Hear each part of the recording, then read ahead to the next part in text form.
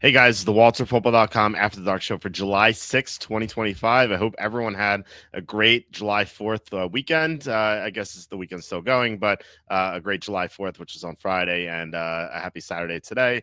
Had a party today. It's my parents' anniversary, actually, so celebrated both in one day. So, yeah, I hope everyone had a great time. As you can see, I am flying solo tonight. Tom is traveling for the holidays, so he couldn't come on, and frankly, I was like, I'm not going to ask someone to come on like during the holiday weekend. I'm sure everyone's busy. So I figured, hey, just like gonna do a show here by myself, going to do a couple of best ball drafts as we talk. You know how we usually do.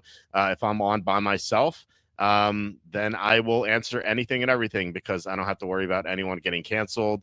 Some people just don't want to talk about politics and stuff because they don't want to get fired, which is understandable. I get it. It's a shame that people have to be silenced that way, but it is what it is. So, yeah, if you guys want to comment on anything, it doesn't have to be about this. I'll answer anything and everything as always. And I had an idea about how to skirt the 90% deduction rule that was just passed in the One Beautiful Bill Act. As you can see, we're going to start this best ball draft soon. So I'll discuss as we go along. So please hit like, subscribe, comment below, share this video. Visit the link in the description for the merch store. As you can see here, I am wearing my shirt. Biden pooped his pants, which some people at my parents' party took offense to this, and some people thought it was hilarious, as you can imagine. I don't know. I thought it was funny. So yeah, you can get that as well as anything else at the merch store. Yeah, we have all sorts of shirts here. You can change the colors. You can get long sleeve. You can get hoodie. I actually got a it's too far over there. Otherwise, I'll show you. I actually got a money laundering hoodie, which looks pretty good. You can get an infant onesie if you want, a woman's tank top. We have everything here. We have mugs. We have our famous apron. We have a lot here, and 15% off sale right now, which is pretty good. You can go to Amazon, buy my books. The most recent one is Jerks to the College Years, where I made fun of people I saw at Penn State. I was there for 6 years, so as you can imagine, I had a lot to make fun of. Also, please consider super chats, super stickers. That's the best way to support the show. You guys have been so awesome in the past with your contributions. Slew and John Sanders, mostly, and then Degeneron, Camp Needle, the boss, Armac Karmic, Evan Daniel. Actually, now that I said John Sanders, I haven't seen John Sanders in a while. So, John, if you're out there, just let us know if you're still here. I don't know if you're on vacation or something, but yeah, it'd be cool to have you on here again. All right, we have the 7th pick, so 2 minutes to start the draft. And we have a couple comments already. Matthias says, why avoid something that people voted for? I don't think the people voted for this. It was not in the original bill. It was not in the bill that the House passed. It went to the Senate, and Senator Mike Crapo, it's his real name, Mike Crapo, the senator from Idaho, put it in there in the last minute with no debate. And I don't even know if every senator even knew it was in there. And they voted for it, and it went back to the House. And only 2 Republican congressmen did not vote for it. That was Thomas Massie, who's probably the best congressman, and I was probably the worst congressman on the right is Brian Fitzpatrick, who is actually my congressman. The only reason he voted no for it is because Trump refused to fund Ukraine, and Brian Fitzpatrick gets like all of his money from Ukraine, so this guy's like a total scumbag. So it's funny that like he went against it for the wrong reasons, but he still did it, and he actually like looks good that he did it, but he's the worst. I try to vote against him like every time. He's horrible. So yeah, we're gonna discuss that. The people did not vote for this. Like it's ridiculous. Like you can't deduct 100% of your winnings. So for example, why this is so bad is let's say you're not like, you don't have to be a big time bettor. Let's say you win $5,000 and you lose $5,000 in the year, so you break even. So logic should dictate that you owe nothing on your taxes, which is correct. That's how every country does it. That's how we've done it for forever. Now you can only deduct 90% of your losses. So 90% of 5,000 is 4,500. So in this scenario, you win 5,000, you lose 5,000. Instead of owing nothing on your taxes, you actually owe $500 on your taxes, because 5,000 minus 4,500 is $500. So you owe $500 in taxes. Congratulations. You didn't win this 500, but you owe 500. That's how ridiculous this is. I can't believe it was allowed to stand. Like I said, Mike Crapo, the Idaho senator, which is aptly named Mike Crapo, put it in at the last minute with no debate, no nothing, like no warning. And the only reason people knew about it is because someone caught it somehow. I don't know how someone caught it, but someone did. And yeah, so where we are. So I mean, there are definitely ways to avoid it. I'm definitely not going to abide by this stupidity. Interesting to see Saquon Barkley go first. That's kind of surprising. It's usually Jamar Chase or nothing. Every time I have the first pick, I just take Chase because otherwise I'm never going to get him. But apparently, Engstrand, who I've seen in these drafts before, he took Chase number 2. So I imagine he was surprised. So we have the 7th pick now. There is we have Gibbs. I imagine. Okay, yeah, I'm going to take Malik Neighbors, who I've been drafting at 5th. If the top 4 are off the board, the top 4 being the ones who went 1 through 4 here, which would be Barkley, Chase, Jefferson, and Robinson. And then I would go Neighbors. I think Neighbors has a great chance to be the number 1 receiver not next year. I think he's that great. He has no competition for targets. And if you think about it, like the quarterbacking seems bad, but so much better than it was last year. Like he had in the second half of the year, he had DeVito and Drew Lock, and he's still producing. He had great numbers with Daniel Jones. His numbers with DeVito and Lock weren't that great, but I feel like Russell Wilson can be on par with Daniel Jones. And Jameis Winston might be even better because we saw what Jerry Jeudy and Cedric Tillman did with Jameis Winston last year. So I'm someone who owns a lot of Neighbors in these best ball drafts. I'm really rooting for Jameis Winston to start. Hopefully Russell Wilson, tweaks an ankle or something, and never root for injury, but not a serious one. Jameis Winston steps in, and he looks great for like half the year, and then Neighbors can just be awesome.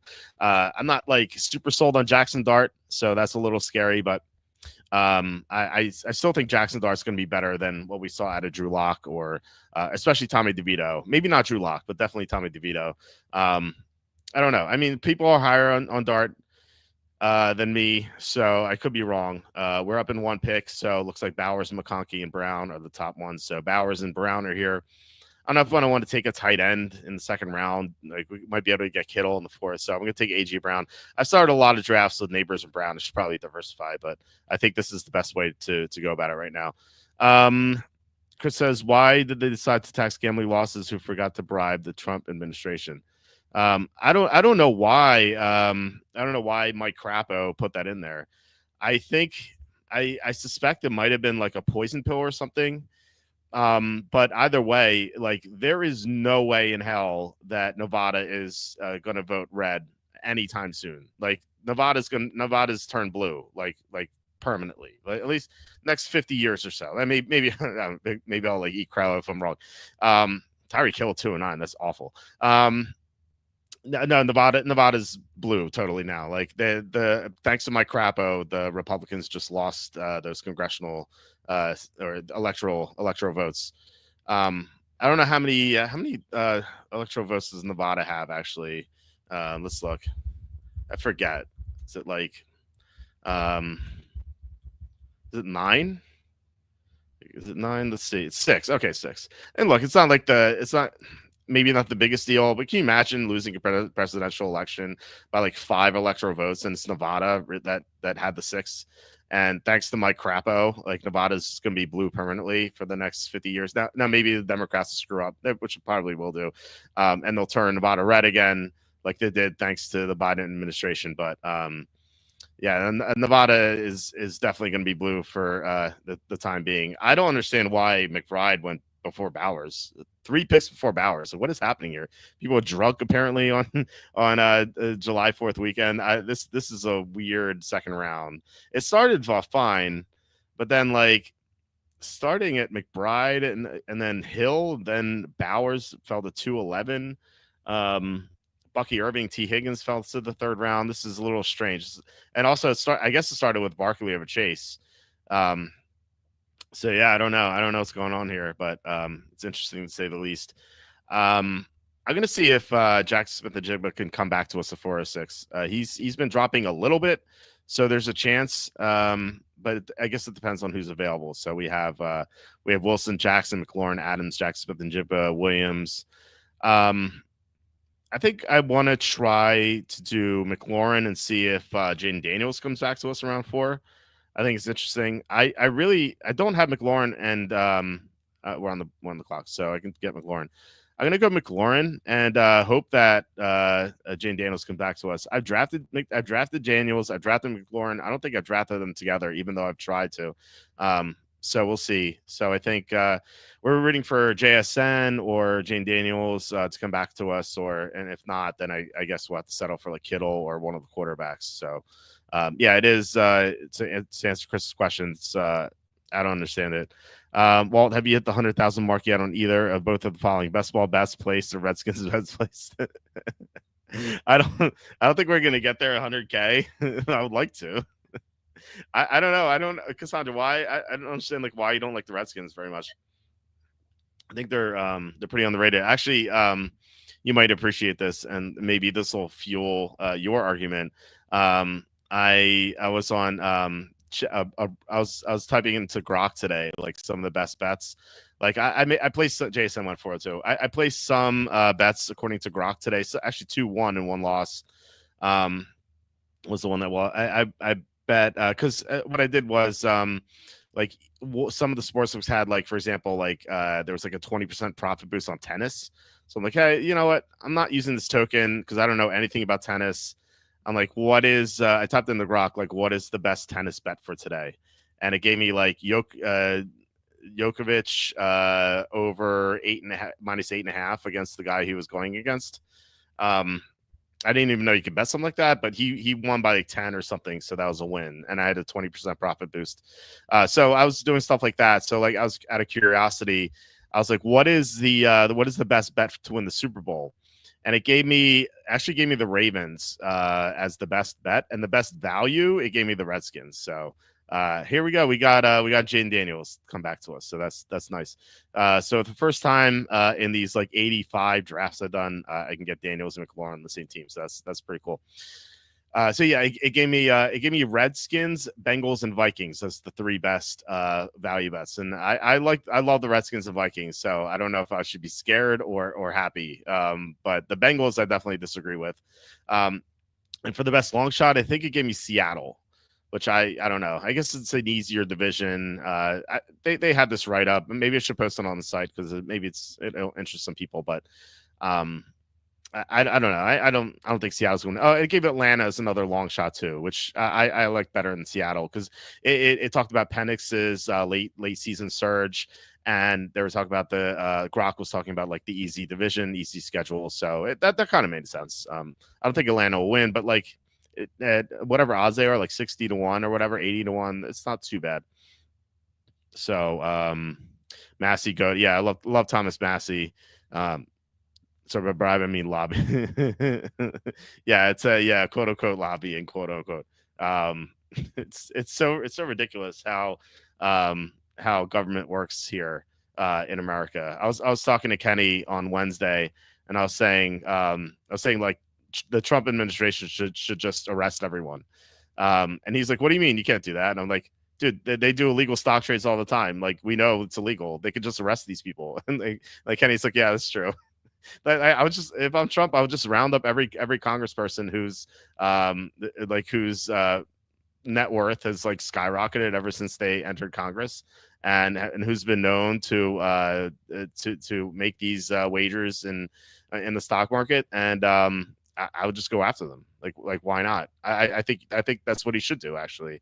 Like, these people are clearly breaking the law. If they're average Americans using this insider information, they would be in prison.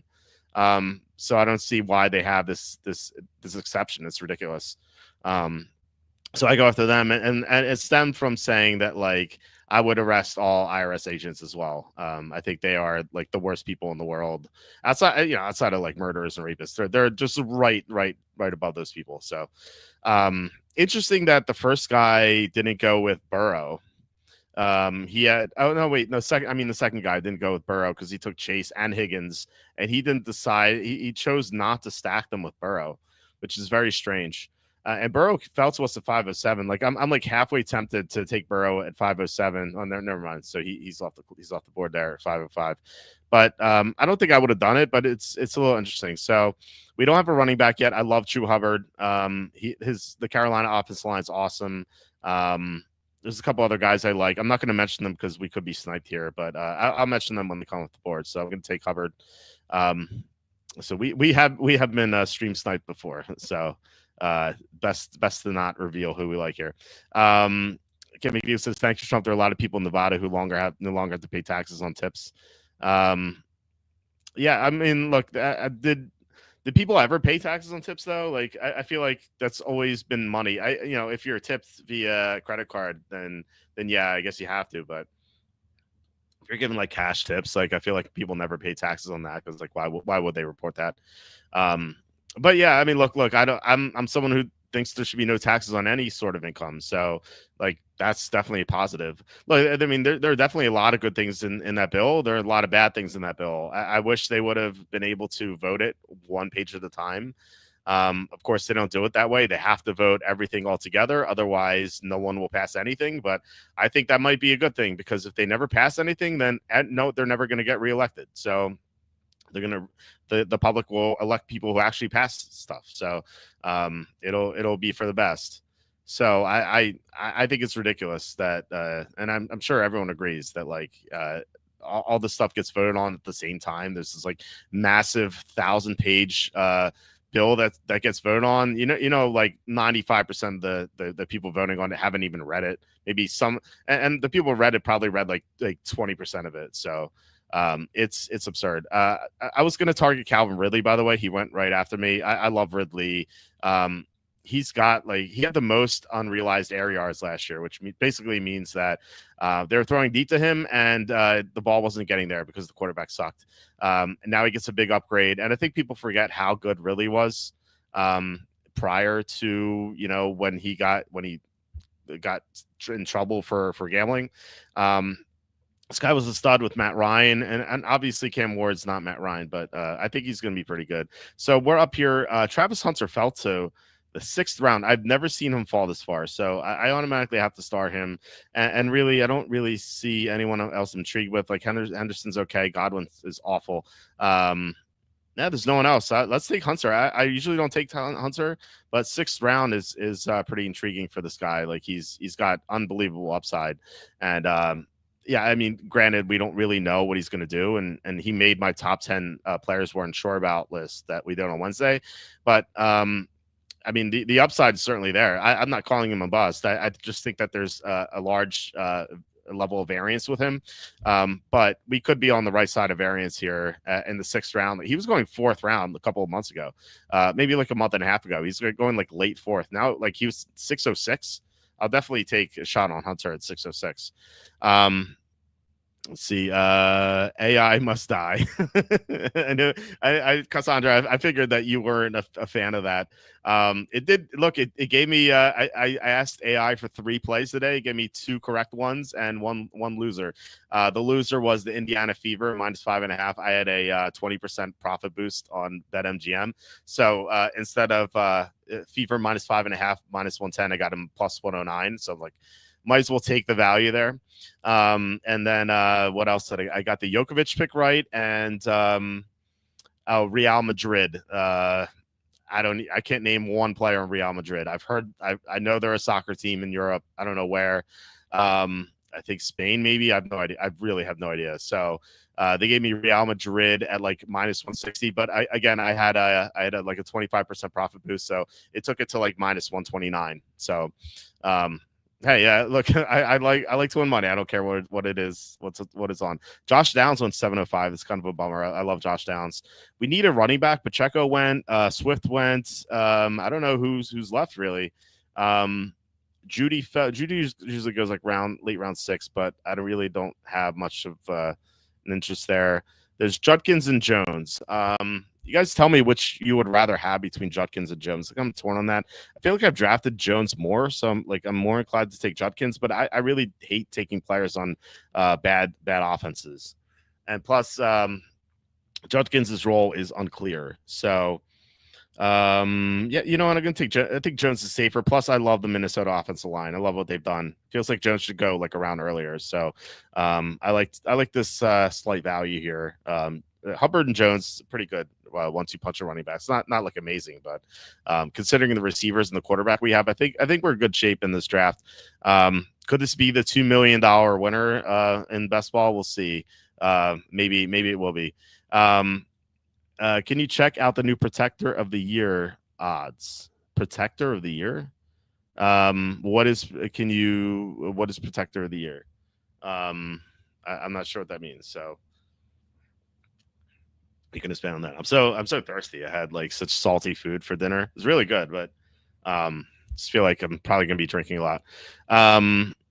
No one ever paid taxes on tips. Tips cash. Yeah, exactly. Tip cash, you never pay taxes on that stuff. So it's kind of irrelevant. I feel like they know that too. But now that you have all these credit card machines that ask for tips, which like sometimes is ridiculous. I talked about how I took my kids to the play place at the mall with my friend Nifrol, who comes on here sometimes, and we went to a play place at the mall and they charged like $20 per kid. And it seems like a lot, but they had a lot in there. They had a lot of like slides and like every toy you could possibly think of. They had a huge ball pit. And my kids like were so excited to play in there. They had a great time, but then they got hungry. So we were only in there for like a half hour. But no, when I paid the $20 in the credit card machine, Addison 803 is very late. When I played on the credit card machine, they asked me for a tip. I'm like, tip for this? For what? Like it's so absurd. So yeah, that sort of stuff was taxed, but now it's not going to be taxed. And by the way, super chats count as tips. So if you guys want to super chat me, then I don't have to pay taxes on it. Not that I was really going to anyway. Actually I have an accountant on retainer, so she takes care of everything. So I'm torn between Hawkinson and Igbuka. I love both. Maybe we can like high roll Igbuka into the 9th round. There's been some very strange picks in this draft. We have 4 receivers already, so I'm inclined to go Hawkinson because I don't think he's going to fall to round 9, but maybe Igbuka will. I feel like Igbuka could be a league winner in best ball this year, or really any fantasy league this year, just because he's so good. I've been taking him a lot lately in round 8, but I'm interested to see if he falls to round 9. Kind of skeptical. If we were drafting like 8 or 9 or 8, 10, I think I'd be more confident that he'd fall back to me, but I don't know. Maybe he will. Like I said, there's been some very strange picks in this draft, like Jordan Addison falling to 803. Like I know he might be suspended, but that's very late. Like he was going round 6 just about a month ago, and now he falls to 803. That's pretty wild. Anything else that's weird? I guess Darnell Mooney going a little earlier than expected. This guy took Mahomes and Kelsey at the turn, which is strange. I don't know. It feels like Mahomes has been sliding a bit. Kelsey's been sliding a bit, so he took them. Godwin is really an awful pick at 704. Like I don't know if he's going to play the entire year. He might play like half the year or a quarter of the year. I'm getting like serious Christian McCaffrey vibes from him because he's like already almost ruled out for week 1. And it's only early July, so I don't know when he's going to be able to play. ATN at 811 is awful too. I guess this guy was this guy had FOMO from not getting a running back. Cooper Kupp's terrible too. He just had FOMO for no running back. That's what you get for taking Jalen Waddle at 502. That's terrible as well. Brandon Ayuk's not going to play. Like these picks have been very sketchy. Protector of the Year is the new best offensive line. Oh, okay, right. I heard about that. I forgot about it. Protector of the Year. I don't know. Do they have odds on that? That's kind of interesting. I wonder if it'll be like Trent Williams. Like you kind of have to remember the Niners have the easy schedule. I've said it's the easy schedule I've ever seen. Like I've been covering the NFL since 1999 when I started this my website in high school. It was a class project, so yeah, it's such an easy schedule. So Igbuka went. I was really hoping that he'd follow me. So we kind of have to decide on someone else. yeah, so man, there's really nothing else. It's like round 9, it's kind of like such a dead zone. We have we have 4 receivers. I don't mind taking one of Higgins or Harris. It's fine. Man, I really wanted Ibuka. It's such a disappointment. But I think you kind of have to try to like shoot for the stars with like these drafts and like try to go for the best upside. Um, because like you're not trying to win $30. Like that's what you get if you get to the first round and lose right away. Um, you're trying to maximize like your team for the playoffs, and that's one way to do it. I'm taking Higgins. Sounds like he's gonna be a starter. So I like the start. So it's just a shame that we missed Ibuka. What I was saying was true. If we had like the 3rd pick, then I think Ibuka would have fell to me, which would have happened. Anyway, the Niners have such an easy schedule that Trent Williams may not like give up any sacks. So that's something to watch out for. Also, Minnesota's had a great offensive line. So if they like protect McCarthy like really well, and he doesn't take a lot of sacks at all, and the Vikings win the division, maybe Christian Darrisaw is the guy who can win the award. But I'd be interested to see the odds if they have them. I haven't seen it. So yeah, that's it's pretty cool that they have that. Let's see. Ken McGill says all the people who voted against the bill were voting for the largest tax increases in the history of America. Yeah, no. I look. There's good things in the bill and there are bad things in the bill. Like the just keeping the tax cuts, I thought was important.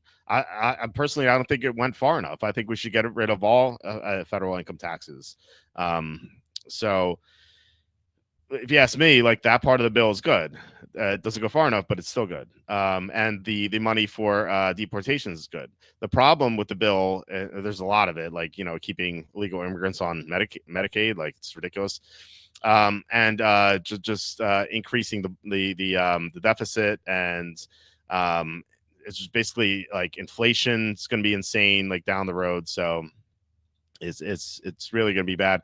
Bo Nix fell to 10th round. We have no one on Denver, but we could get like Pat Bryant or something later. So that's interesting. I'm gonna mark him down. I do like McCarthy. We can get him later, but there's really no one here. Like Charbonnet maybe. We could try for Trey Harris. I'm gonna take Bo Nix just because like I never get him this far. Like he usually like goes in like round 8. To get him at 10:06. Yeah, there have been some strange picks in this draft. So yeah, we're not pairing him with anyone, but we did pair Daniels and McLaurin. There's no one to pair Neighbors with. I'm not drafting any Giants quarterback. Hurst is gone, so no Brown. No pairing with Brown, I should say. Hunter, maybe we can get Lawrence later, and then Higgins, maybe Stroud. But I think Bo Nix offers more upside than those quarterbacks right now, because of his running ability. So. Plus, I'd rather draft like quarterbacks with the running ability, just because you kind of maximize your potential there, and it kind of gives you a good floor too. Although they tend to get hurt more often. So McCarthy goes, so he's kind of he's not in consideration anymore. So I feel like you need 3 quarterbacks in best ball. And given that we went one early, we don't necessarily have to take one until pretty late. But if there are a few names available in the 13th round, I'll take one of them at this point. But like given Daniels, you know what, I really screwed up. Daniels and Nix have the same bye week. So we just have to make sure that the other quarterback doesn't have a week 12 bye. It's something I was just so surprised to see Nix there. And this is something I don't think I would have done if I was drafting just offline, not talking here, but it's kind of hard to keep track of the stuff while talking and like answering questions at the same time. So that's kind of like a give and take with this, but it's still fun to do. And really, and so like anyway, I wanted to talk about like some ideas on how to get out of paying like paying 90% instead of 100%. So basically, the idea is to have more losses than you really do. Like wink, wink. And it is possible to do that like without getting caught, like doing it legally. And one of them is an idea that I was introduced to even before this bill was passed. I won't say who introduced it because I don't know if he wants me to say it, but hold on, we're about to be on the clock. But this is something I've adopted in the past anyway, or at least thought about adopting, I should say. If if I ever needed to do it, I think I'd consider it. So let me Trey Harris is available. Let's see what running backs. There's no one exciting there. And Joku, I just don't want to take a player from a bad team like that. Let's go. Trey Harris is so much upside in round 11. Let's go with him, I guess. All right. So what you can do is, and there's no way for like the IRS to to prove this or not. What you can do is like if you ever go to a casino or like a sports book, there are always going to be like betting slips just laying around from losing bets. And what someone once told me is that he likes to just go around and just picking up these betting slips and like putting them in like a sandwich bag and just having them like in case like he gets audited. And so he can just always be like, oh, look, here are my losses. I have more like it's more losses than he really had, but there's no way for anyone to prove that he didn't make those bets. So if you're ever at a casino, if you're ever a sports book, just like and you've had a big win. If you haven't had a big win, it doesn't matter. But if you had a big win on the year and you're like dreading like paying those taxes, just like look around for like betting slips, just pick them up. And you can count those as losses. Something else you can do. Well, first of all, you can just bet offshore. There's no way the offshore books will ever collaborate with the IRS. Like they hate the IRS, they hate America, so they're never going to they're never going to like capitulate there. In fact, I've told the story before, but an emailer who won a lot of money on Bovada betting our draft props. Like it was the year that we called Bijan to Atlanta and Jahmyr Gibbs to Detroit. He actually made $31,000 on Bovada, but they refused to pay him out. They called him a gambling syndicate. Which like he's like obviously I'm not LOL, it's like I'm just like a regular dude who read your draft prop picks and bet those draft props. And so he sent me screenshots and everything, and they the screenshots of them calling. They said we cannot pay you out because you are a gambling syndicate or something ridiculous. And so he asked me, he's like, should I like ask my lawyer to call them? And I'm like, well, look, you can try anything you want, but I feel like they're just going to laugh at you. They're going to laugh at your lawyer. They're not an American company. They can't get sued. I'm going to take Garendo. Obviously, love Garendo. You can't sue them. They're not an American company, and like their lawyers, your lawyers just call them, and they're just going to laugh at them. Like, what are they going to do? So offshore books can be a little sketchy, like Bovada. I would not recommend Bovada, but like a sportsbook like bookmaker.eu. I've been using them for a long time. They pay out within hours. Now, granted, you have to for their payouts. You can actually get a check, but it takes longer. They do not do direct deposits because they're offshore. But what they can do is send you Bitcoin or whatever crypto. So just as long as you have like a Coinbase account or something or wherever, I'm sure there's a lot of those. I use Coinbase. They'll just send you Bitcoin within hours, and so then you could just withdraw. You could sell the Bitcoin and withdraw the amount into your bank account. So you have to. It's just like a loop. It's a little annoying, but it works. And the positive there is that like that you never have to pay taxes on that. Or I guess I should say like any IRS agents like probably listening to me and like about to flag me, but like there's no way to prove how much you made through them, So that is a way to get around it. Is if like say you made a lot on like FanDuel or DraftKings, you can deposit something into these online sports books and then withdraw it later, of course. But like you can count that as a deduction because you've inserted money into that account. I'm gonna go with the third quarterback here. Ray Davis is really interesting. There's a lot of players here. Likely, I think is interesting. We have Hawkinson though. I'm gonna go with Cam Ward. as our third quarterback. I really want three quarterbacks, and Cam Ward has insane upside. Maybe one of those two guys will fall to us. I don't really think so, but it's possible. So yeah, you can use the all night sports, the offshore sports books as as a cover for your losses there.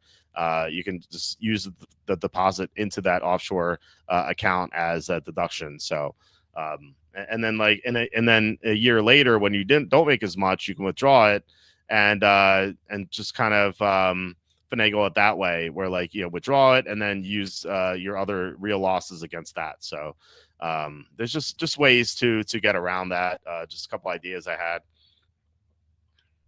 So anyway, likely goes to 13-11. That's really late for him. I was kind of surprised to see him drop that far. Let's see. Trent Williams is 10-1. Christian Darrisaw 40-1. Okay. I feel like Darrisaw's not as respected as he should be. He's arguably the best. You could argue he's better than Trent Williams at the moment. But yeah, I mean, Trent Williams is the biggest name. So I feel like he's like someone who should be favored just because his name recognition. But if he gets hurt or something, or if the Niners don't perform, Ray Davis goes. I guess this guy's been drafting well. I think. What's his name? Let's give him some credit. The Trut 4215. I like his team. Just at first glance. Yeah, he took JSN. He ended that slide. He took Swift. He took Judkins. We're considering him. Diggs is the only bad pick. Keon Coleman's kind of interesting. Stroud Lawrence, interesting. Likely is a great value. Davis, a great value. So this guy's drafted pretty well. So if we're not the favorite, I think the Trut 4215 is probably going to be favorite. He's probably been our foil. We probably could have gotten some much better picks if it wasn't for this guy. All right, so we're up again. We have to take a fourth running back. We only have three of them. I'm going to take Algier because he could be a league winner if Bijan goes down. So yeah, I think like Trent. I think betting both is fun. Both is okay. Like Trent Williams is kind of like the safer pick just because of his name recognition. I was hoping Jalen Wright. He just went. And then taking a 40-1 on Christian Darrisaw is pretty good too because I think he's the best left tackle in the NFL right now. With Trent Williams get on the older side. Was he like 36 or 37 at this point? So he could decline, and if so, then I think Darrisaw is clearly the best tackle. But again, like he may not have the same sort of name recognition. But if the Vikings are as good as I think they will be, then there's a chance that they have they could have the best record in the NFC, and if so, Darrisaw could get that recognition. And maybe if I bet it, I'll try to get some momentum going on Twitter. Be like, hey, vote for Darrisaw to be Protector of the Year. So that's kind of cool. Hopkins 412. That's just awful. This first guy's I feel like not having a good draft. Yeah, he took the Mahomes Kelsey battery. He took Ayuk. He took Kupp. Christian Kirk has no upside anymore. Johnny Smith, he's on Pittsburgh now, right? Not Miami. Bryce Young's kind of a waste. Not bad as the third quarterback, but that's the second quarterback. Darren Waller, he's played for 3 games. Dante Thornton 1505. This is kind of a heartbreaker. All right, so we're gonna take another running back here, and I suspect it will be Will Shipley unless he's taken, or Braylon Allen. So Nick Chubb just went. We could take Doodle. I guess we already have Chuba Hubbard, so no thanks. Yeah, I love Will Shipley, and then we can actually, you know what? I think that there's a better chance that Shipley or someone else falls. So let's take Pat Bryant because we took Bo Nix. So I like pairing Bo Nix with Pat Bryant. I think Pat Bryant could be a really good rookie this year as the Denver's number 2. Look, I hate judging players or fantasy players on what coaches say because there's so much coach speak all the time. But Sean Payton called Pat Bryant the next Marquise Colston. So he at least likes him. And Sean Payton obsesses with size from his receivers. So I don't think Marvin Mims is going to be much of a hurdle for Pat Bryant to go over. I think Marvin Mims is just going to focus on special teams, and Pat Bryant's going to have a great chance to be the number 2 receiver. There's really no other competition. Who else? Devon Vele. So I think second half of the year, Pat Bryant could go off, and I like that we have Bo Nix to go with him. So I think that's pretty cool. What else do we have here? Mike says always tip with cash, even if you pay the main bill with the credit card. Yeah, I mean, as long as you have the cash, sometimes you don't. But yeah, that's true. Although now it doesn't matter, right? Because of the no tax and tip stuff. But I think beforehand that was good advice. So let's see. Yeah, looks like we got Shipley on the way back. Shipley is another potential league winner. If Saquon goes down, then Shipley is just gonna have a monster year. Don't pay attention to AJ Dillon. He's not really a factor. I love drafting Will Shipley. I've been in so many drafts.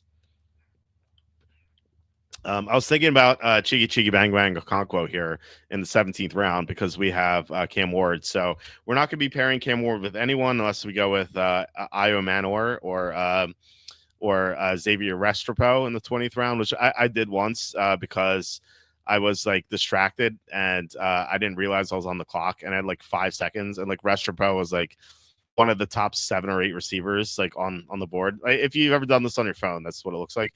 And I was like, I just clicked Restrepo in the 20th round, just because I didn't have time to look up like Valdez Scantling or Arian Smith or any of the other receivers we like. But at least like I at least had Cam Ward in that draft. So I was like, okay, we'll pair Cam Ward with Restrepo and Cam Ward actually requested Restrepo to be on the team. Like he was signed as an undrafted free agent. Like obviously the two played together at Miami, and Restrepo caught so many passes from Ward. I was kind of surprised he didn't get drafted. I thought he'd go like fourth, fifth round. So I feel like he could be a decent slot receiver in the NFL. So it wouldn't surprise me at all if he made the team. Obviously, as an undrafted free agent, he may not make the team, but I think he's a little interesting in like the 20th round if you have Cam Ward. See, how about setting up a small sole proprietorship Schedule C? All winnings are revenues, all bets are expenses. Yeah, that's something that professional bettors should be doing anyway. So, and anything's an expense at that point rather than a loss. So, yeah, you get to deduct that sort of thing. And yeah, I think just based on what I do, like this best ball draft is actually a deduction for me. Like it's an expense. Like I'm doing this best ball draft with you guys. Like that's how I view it as a business right here. So this $20 is an expense. That's how it works. And like this, my accountant said that. So, all right. So I like Hunter. Any good tight ends? The Schultz is okay. I think we can pass on these guys for now. Receivers, not really. We have 7 receivers anyway. Yeah, let's go Jarquez Hunter. So I've said this before, but Sean McVay was, and I said that like you shouldn't like really pay attention to what coaches say, but Sean McVay was saying this in the war room during the draft when he didn't know that he was on camera. And when the Rams got Jarquez Hunter, he was heard as saying he's like, that's the one guy I wanted on day 3. So this was Sean McVay's like personal pick that he made in the draft. And so I think there's something to that. Kyren Williams fumbles a lot. He's not like the most efficient runner, and he gets hurt a lot too. So I think that there's a chance that Hunter and not Blake Corum takes over the job at some point, even if Williams doesn't get hurt. I think like there's a chance that McVay gets tired of Williams, but like if Williams goes down, it probably is going to be like a 50-50 committee, given that Hunter is a rookie. But I think there is a chance that Hunter runs away with a job instead of Corum. Like I would not be drafting Corum at this point. I think Hunter is the way to go as far as handcuff to Kyren Williams. So I like him here in the 17th round. I've been taking him as my 6th running back. That's what I've done. That's what I've done here. So how our team pans out right now. So we need 2 more tight ends and then 1 other player, either running back or receiver. So I think we're going to focus on the tight ends. Our tight end buy is Hockenson 6. So we can take our guy Tyler Higbee in the 19th round. But I will be taking someone else here. Just because we could probably get probably get Higbee in the 19th. So we'll see what this guy does. I just want to be careful, like not to start anyone because we have been sniped before. So I don't want to give anything away. Although I did give away Higbee, but It's okay. I'm not gonna like stress out about Higby too much. I have him in like 78% of leagues or drafts. That number probably should go down a little bit. We're gonna take Theo Johnson. I love the upside. A very athletic player out of Penn State. And yeah, entering the second year, he's gonna have more experience. And yeah, we have Neighbors, but it's sort of a stack, I guess. We don't have the quarterback, but like I don't really want it because we don't know who's gonna play. And it's funny that Russell Wilson just went one pick beforehand. Like I don't see how you can take Russell Wilson in a draft like this, because it's not like a regular fantasy league where you can just drop him.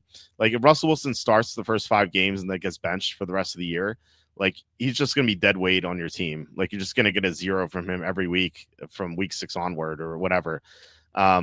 So like same thing with Shuck. Like Shuck could start week 1 or he may not. And then like I feel like he may start like half the games. Like half the games is going to get a 0 for you. Just try to get someone who's going to score points for you and who could enter your lineup.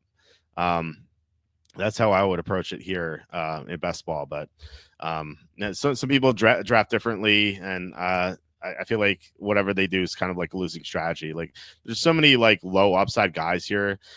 Like Deontay Johnson's the 3rd receiver on a bad offense. Jalen Coker is the 4th receiver now with the Panthers.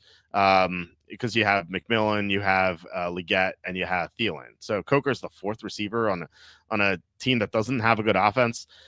Like this is not like the 99 Rams we're talking about here. Like you had Oz Hakeem as the 4th receiver. Like sure, that Jalen Coker is not going to produce that much for this guy. Jalen Tolbert, like this guy's a bum. Like why would you draft him? Jackson Dart again. Like he may not start half the year. So like why draft him? There's some good picks though. Like Keaton Mitchell's pretty solid. All right, looks like we got our guy. No one took Higbee, so I guess we weren't sniped in this draft here. I'm gonna take Tyler Higbee. It's our 3rd tight end, and then we can kind of decide what we're gonna do with the 20th round pick. And so I should probably do is enter in another best ball draft. We're going to do 2 tonight. Enter in another best ball draft while this is finishing off right here, just so we can like smoothly transition into it. Okay, enter 20. Okay, yeah, see, it's 1 out of 12, so it'll take a little bit there. Okay, do we have any other comments? Higbee, surprise! Tyler Higbee in the 19th round. We got Tyler Higbee. He's my highest owned player, but I will say this, that Guerendo is creeping up on him in my ownership. It's like I think it's Higbee's like 76% and Guerendo 72%. Like it's 12th round Guerendo, 19th round Higbee. Like it's the same thing every time.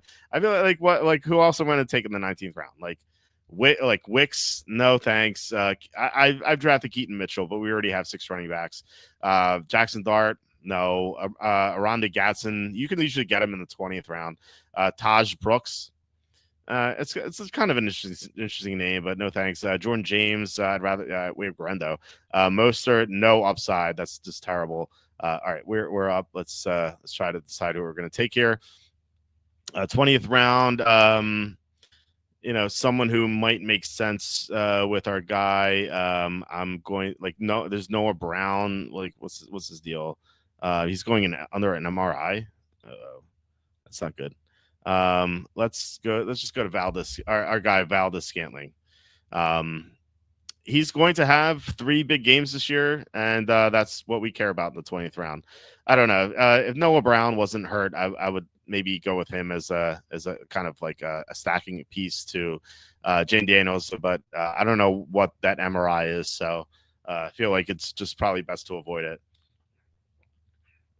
And then I don't know who else we could get for Bo Nix either. So I feel like either Valdez Scantling or Arian Smith or anyone else with some sort of upside. Like Tutu Atwell won 2 picks before that. Like he's interesting. If Darius Slayton, who went 19-11, fell, he's someone who sometimes has like 3 big games because he's a deep threat. Like someone like that would have made sense too. But like some of the other players like Josh Reynolds. There's what's he gonna do this year? Like probably nothing. Savion Williams, same thing. Elijah Moore, I don't know, Kendrick Bourne. I like Kendrick Bourne, but like, what upside does he have really? In a run first offense, Shador Sanders. This guy I drafted first had a terrible draft. Miles Sanders, Shador Sanders, like Kareem Hunt's, like these guys just gonna do nothing for him. All right, where are we with this? Let's reload. And okay, this is about to start. So let's see if we have any other comments here. Let's see. Mike says, if you have a good year, you can write off cost of internet, computer, gasoline to the casino, etc. If you incur a loss, you can write that off against other income. Yeah. Oh, yeah. If you have that as a sole proprietorship, yeah, for sure, you can deduct almost anything. It's kind of insane that like people don't realize how much you can deduct. We're picking 5 this time. What did we pick last time? Was it 7?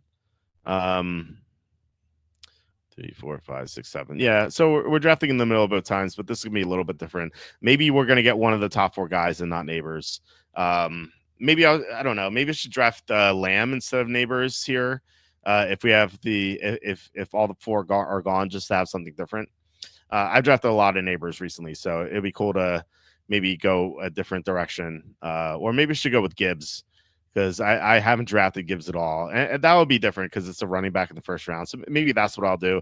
I just really don't like Detroit this year, so I don't know. I'll decide either Gibbs or Lamb. So anyway, yeah. So anyway, yeah. Like if you're doing the sole proprietorship, you can deduct so many things. People just don't realize, because I always talk to people like I've had my business, Walter Football Incorporated, since 2009. And like I have my accountant used to work in the IRS. Well, actually, my accountant unfortunately passed away 4 years ago, but his son is now running the firm. But my original accountant used to work in the IRS, so like he knew like all the loopholes and stuff, and like he was able to like. I would go in and I'd give him all my papers, and like he'd be like, click, click, click, click. He'd like deduct this, deduct this, deduct this. I'm like, wait, I didn't give that to you. He's like, don't worry about it. I know what to do. He's like, deduct this, deduct this. And he's like, trust me, I know everything. I know all the loopholes. And he's like, you'll be fine. So unfortunately, he passed away, but his son's a good guy. So I'm still there, and the woman I work with there, she's like super nice too. She handles like the corporate stuff, whereas like I go to the regular accountant for personal and whatnot. But yeah, they've been on retainer for me since I started my business. So yeah, they take care of everything, and like they always tell me, they're like you can deduct this. My super contest entry is deductible. So all right, we're getting a running back the first round. CeeDee Lamb went. We're getting Bijan Robinson. So that's pretty cool that we get to have like a different strategy here. So yeah, my super contest entry is deductible because it's walterfootball.com. That's my team name, and anyone who sees it, that's promotion to the site. Like it's basically advertising. On the Westgate website and the Circle website, it shows up as walterfootball.com. So if I'm near the top, people see my website name and they go to it. That's exposure. So they give it the green light that it can be a write-off. So there's a lot that people just don't realize. They can write off and whatever. So yeah, I mean, there's a lot you can write off. There's so many ways around this 90% thing. Like I'm not really sweating it at all. I know a lot of people are complaining about it, and it is like such a bummer that it's in the bill.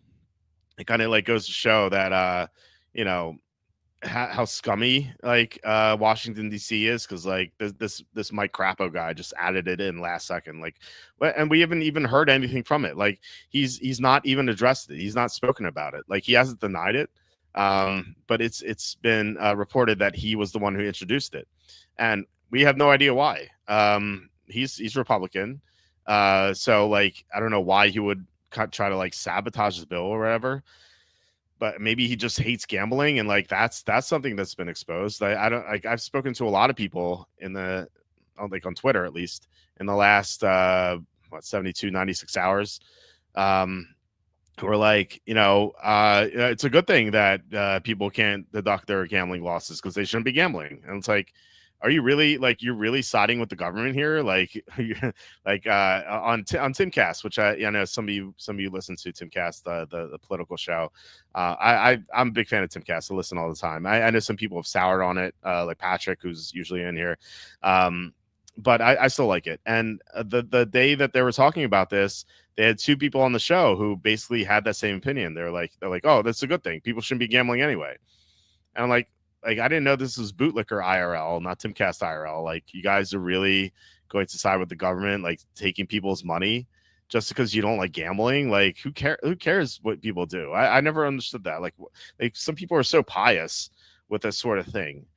And I'm just like, if you like to gamble, gamble. If you have a problem, if you don't like gambling, like, who cares? You're not the one gambling. And I get, like, people have had loved ones who lost all their money to like gambling addictions. Maybe people themselves had those gambling addictions. So we don't get agey around here. So look, I understand that, but you really shouldn't they shouldn't be happy the government's taking money from these people. That's just awful. It's really terrible. I don't know. I hate like pious people like that. Hey, we're up here. There were a bunch of running backs we could take. We already took one running back. Maybe one of these running backs will fall to us. Like Bucky Irving's interesting. Jonathan Taylor. I'm gonna go with Rashee Rice. I haven't drafted him too often. I know like a lot of people I respect are down on Rashee Rice. They're saying he's going way too early. And like, yeah, I think this is a bit of a sticker shock. Like, he was going round 3 beforehand. But Marvin Harrison 209 is kind of early too. Rashee Rice, I think, is going to have a huge year if he can stay healthy. Like, people say that there's a lot of targets in Kansas City, but I don't know if that's true. I mean, Xavier Worthy's there, but he's kind of he occupies a different role than Rice. He's a deep threat sort of guy, like, high upside, low floor. He's not going to do much most weeks, but he's going to have some spike weeks. Travis Kelce's there, but like Rice and Kelce play the same role. And whenever Rice and Kelce have been on the field the past few years, like, Kelce's done nothing. Like, just look at his box scores. Like, Kelce's just a ghost. And Kelce has kind of been absent anyway. Interesting, Lamar Jackson goes before Josh Allen. I don't think I've seen that. I'd have interest in Josh Allen at 305 if he falls to us. This Geo Flau guy took 3 running backs in a row, which is interesting. Taylor 303 is great value. So anyway, I'm not concerned about Kelce. Kelce's super old anyway. All right, we can get Josh Allen or Josh Jacobs or Chase Brown. Man, we have a lot of great options here. That's a lot of great options. I'm gonna start Allen. I'm gonna start Jacobs. So the problem with Jacobs is we already have a bye. We have a week 5 bye running back already. I don't really want to have 2. So we can go Chase Brown. But yeah, man, I don't really get Josh Allen a lot. Let's go Josh Allen. Man, I don't know.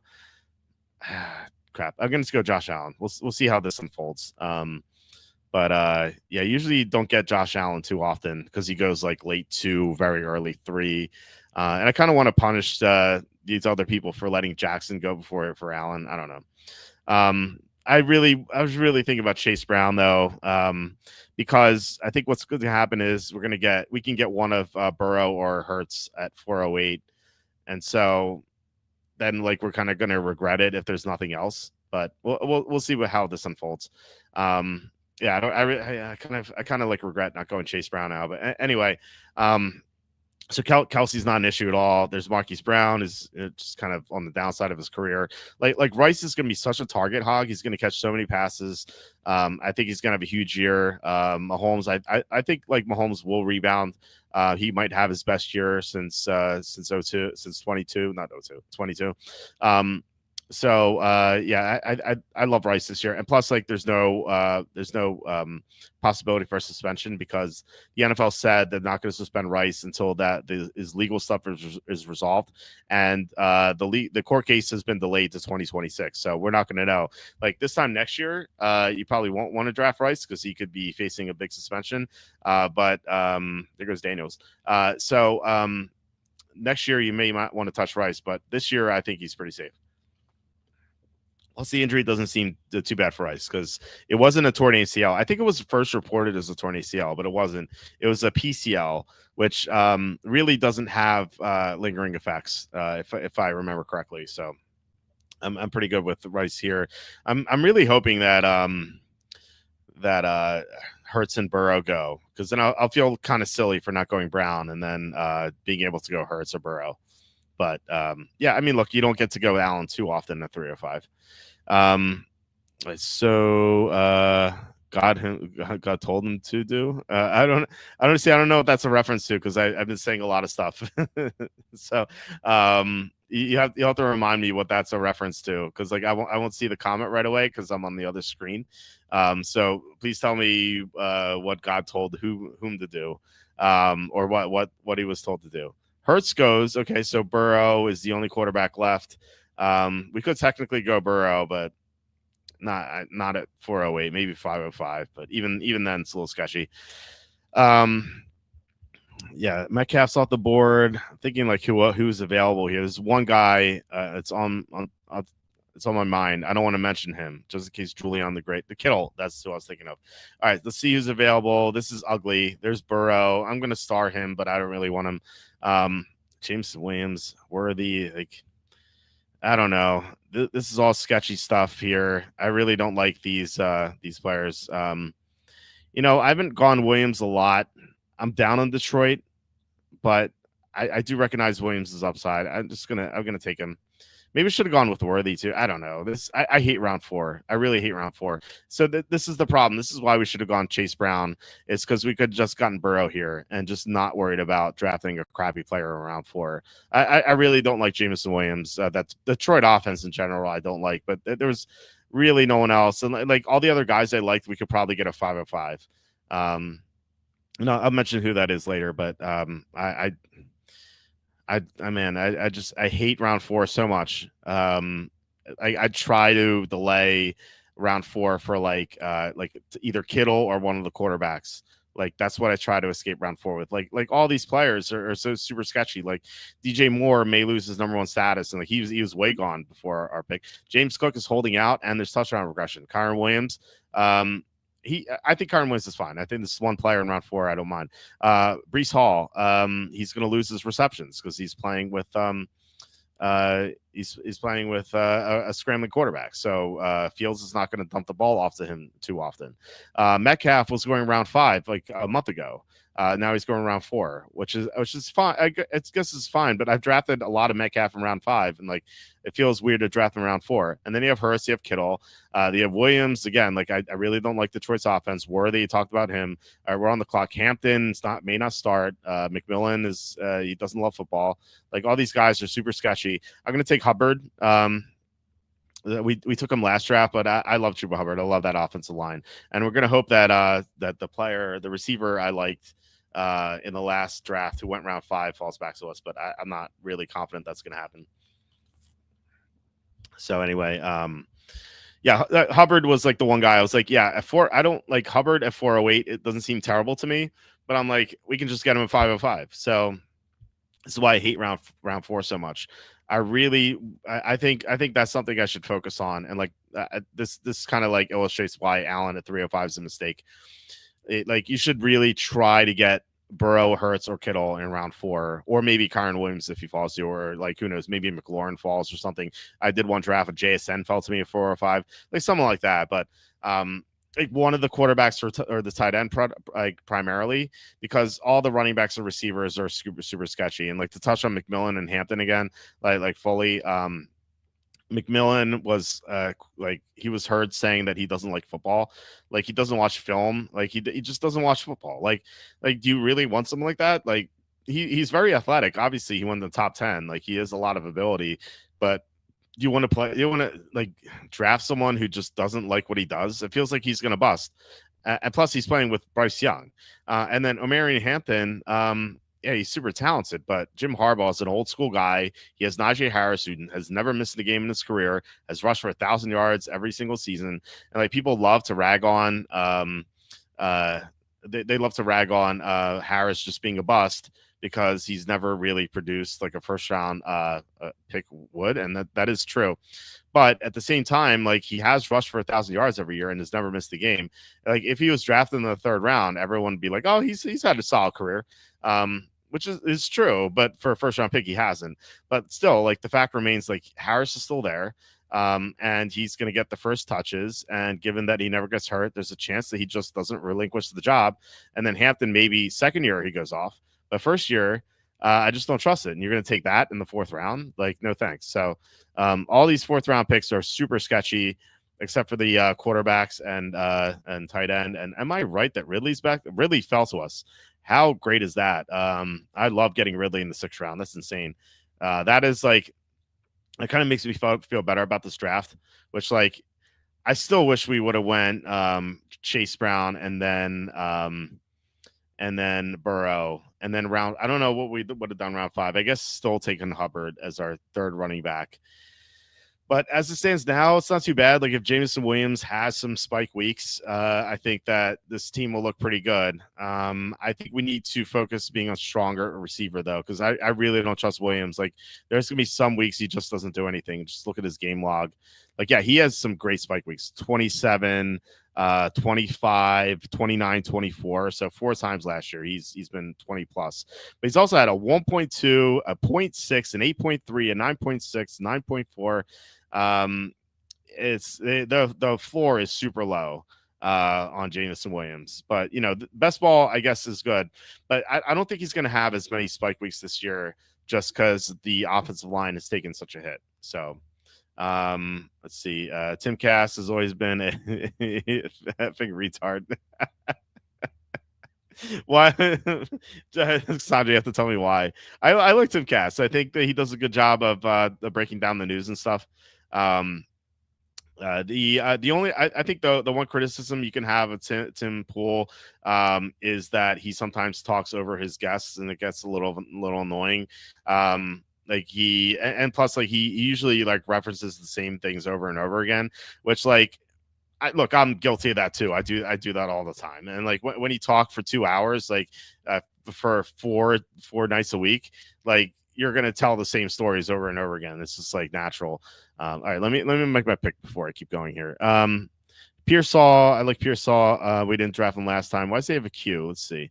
His hamstring. He's healthy enough to practice minicamp. Okay. Yeah, I guess this is Pearsall, huh? We're gonna take Pearsall. Okay. So like I said, I wanted to get stronger at receiver. So having a really good 4th receiver is pretty good. And in fact, I'm interested in taking one here at 808 if possible. So anyway, what was I saying? Yeah, look, when you talk for 2 hours for 4 nights a week, that's 8 hours a week. Like you're going to repeat some stuff, and he does that. And like the people who listen to over and over again, they're like, oh my God, here we go again. Like Tipple is going to talk about skating or the skating analogy or a Star Trek TNG analogy, which I like because I like TNG. But you know, that's something he does. And like, what's funny is like the guests he has on haven't heard this before, and so like they're like, oh okay, cool, you know, but like the people who are listening have heard it before, so that's like a criticism, but like it's a tough criticism to make because I'm guilty of it. So I think it's only natural that something like that happens. By the way, I just noticed Chris Godwin went 602. That is terrible. The guy also took Deebo Samuel 5'11. This guy what's his name? Bean Flinger is not having a good draft. Sorry, Bean Flinger. Mooney at 7'11 so early too. That's insane. I've seen Mooney go like round 9, like 7'11. Diggs 7'12. Man, these people are like taking old receivers or just injured receivers. Diggs has a torn ACL and he's not gonna be ready by week 4. So, or Igbuka goes. That's sad. I was gonna hope to get Igbuka. So unfortunately we did not. Maybe we get Hawkinson again at 808, but we'll see how that unfolds. Like I said, I want to get another good receiver, but there may not be a receiver worth taking at 808. So I don't want to force the issue. We'll see who's available. There's one guy I know I'd like. There's Downs. That's who I wanted. Like 2nd time in a row. This guy is Julian the Great has sniped me. All right, we're gonna start Hawkinson. Let's see. There's Jaden Reed, Ayuk, Pittman, Higgins. Like we can get Higgins next round. We can get Coleman next round. Like we have Allen, so might as well get Keon Coleman. All right, so let's take Hawkinson again. Let's make sure no running backs. Yeah, let's go with Hawkinson. And yeah, so we took Hawkinson for the 2nd time in a row. We have 2 running backs, I think. Right. Okay. So maybe we should have considered Pollard a little bit more, but Pollard is always banged up. I don't know. I don't know about him. The talent's certainly there, but I don't know. Like 9th round's not too bad. Let's see. This bill does not help families or addicts. I mean, That's funny. Gambling Bill. Okay. You're talking about Mike Crapo. Gotham told him to do so. Look, yeah. Look, I mean, who knows? Maybe that'll be his answer. I don't know. That'd be crazy if that's true. Like, could you like provide us with proof? Like a recording would be nice. Like if like God actually came to him and was like put this in the bill. Like, okay, sure. Like if we heard the recording, but there's like obviously no proof of that. But like you could just say that about anything. What's crazy, like he could say that about really anything, and like there's like some people will be like, oh, cool, yeah, that's thankfully he did that. Um, so that's pretty funny. Anyway, what are we doing here? We have with two running backs, we have four receivers, a quarterback, tight end. I don't know. I really don't know what to do here. Like Trace, I was thinking about Tracy and Pollard. They're both gone. We have one pick to go. We can get Murray. The Cardinals have an easy Week 17 opponent. I forget who it is, but it's super easy. Look, we have we could take Goff. I know we took Allen early, but we take Goff to pair with Jameson Williams. I really don't want to do that, but we could do it. There's Higgins. We have four receivers. Let's try to get Higgins and Coleman. And I think I'm going to prioritize Coleman because we have Josh Allen. So I'd much rather have him than Higgins. In this particular draft, I'd rather have Higgins in a vacuum. But given that we have Allen, I think that we should try to pair Allen with at least someone. And I don't really want to go down the path of Kincaid because we already have Hawkinson. And plus, the Bills use two tight ends, which can be frustrating. Maybe instead of Higbee, we can go Dawson Knox. Just kidding. I want to go Higbee. I don't know. Maybe who knows? If someone takes Higbee, I'll take Dawson Knox. How about that? I don't know. Anyway, let's see. The boss says I think Ricky Pearsall over Calvin Ridley. Ricky OPY odds are also 100,000 to 1 or plus 100,000. Yes, that's right. I think it's worth a sprinkle. What if he's the number one? That's interesting. It's really interesting. It's worth a sprinkle for sure. Yeah. I mean, look, he's super talented. He was my favorite sleeper last year until he got shot. That's something I've said a million times already throughout these episodes. But no, I mean, there's a reason for that. I loved him coming out of college, and Ayuk has a torn ACL and MCL, so I don't think he's gonna be ready to the midseason. Juwan Jennings is good, not great, but he's a good player. Debo's gone. There's Kittle. That's like your one foil, I guess. Like there's George Kittle, who's I think is going to be a bigger priority in the offense. And plus there's McCaffrey. McCaffrey's going to catch a ton of passes. But if you think McCaffrey can get injured, which obviously he can, then Pearsall could be the number one. And look, plus 100,000, that's definitely worth like $10 or something. I think that's definitely worth it. Or whatever unit size you use. I think that's a good call on your part, the boss. So I might make that a play myself. So all right, so looks like Higgins has fallen back to us. We should investigate what quarterbacks there are. Jared Goff went at 10:03, but I didn't really have much interest in him anyway. The other we took Ridley, Pearsall. Purdy has not gone, so we could take Purdy to pair with Pearsall. I guess that's like the only thing that makes sense because McCarthy just went. We could have went McCarthy to pair with Hawkinson, but really, like, I don't know if you guys would rather have Purdy here to pair with Pearsall or just take like Drake May with the rushing upside. And you don't need to pair Drake May with anyone because like Drake May's best games is going to be when he runs in for 2 or 3 touchdowns. Their Purdy goes anyway, so maybe that decision has been made for us. There's Caleb Williams. There's still Higgins. We could do that. Drake May is down here, so maybe he makes it back to us. Receiver, tight end. Yeah. You know what? I'm going to go with Higgins as our 6th receiver. And then let's just make sure in this, Charbonnet is interesting too. We only have 2 running backs. Yeah, let's go Charbonnet. I'm going to pivot. It's going to go Charbonnet and, see maybe one of these guys falls back to us. I said we shouldn't start players, but I just did. By the way, this Julian Gray has sniped us 3 times already. He sniped us. Well, first, I guess McConkey. I would have taken McConkey instead of Rice. I would have taken Kittle instead of Williams. Not Shakir. I would have taken Downs instead of Hawkinson, and I think I may have taken Purdy. So he has sniped us 4 times. This guy, Julian the Great. I don't know if this guy thinks he is, but I don't know. Maybe he's listening to us. I don't know. Maybe he's not. I was probably just a fluke. But if this continues to happen, if this guy takes Correndo at 12:07, I will be very suspicious, very suspicious. So Julian the Great, you better not be listening. Anyway, so let's see here. By the way, unfortunately, Drake May just went. Okay, so Higgins is still there, and fingers crossed. But I don't know. We went quarterbacks. Higgins just went. We went quarterback so early. I'm not really sweating it. It just I don't know. It doesn't matter too much. Hopefully we can get Cam Ward or something. So we have 2 picks left. So let's we have 1 pick left. Jordan Love just went.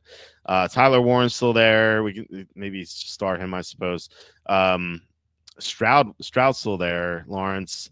I don't know. None of these quarterbacks really excite me too much. And we have Allen anyway.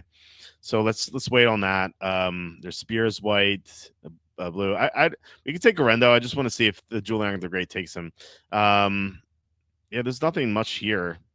I like Kraft. I think Warren has upside, and plus how this draft's unfolding, we might get one of the Colts quarterbacks as our 3rd quarterback. So yeah, let's go with Warren. I don't really love any of the other options here. Maybe Rashad White. Let's go with Warren. I think he's the best player available. Yeah, so we only have to worry about 1 tight end later, and maybe it'll be Dawson Knox after all. So I'm always interested to see how this Julian the Great guy is going to draft, because it feels like his odd picks have been awful. Maybe not. Maybe it's a strong word. But some of them have been. Like Jalen Waddle. To quote Butters, he's a pyramid scheme. That's another thing I've said a million times.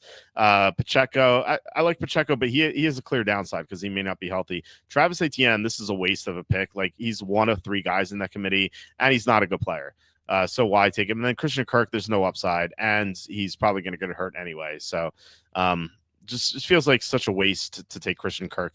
So this guy's even picks has been awesome.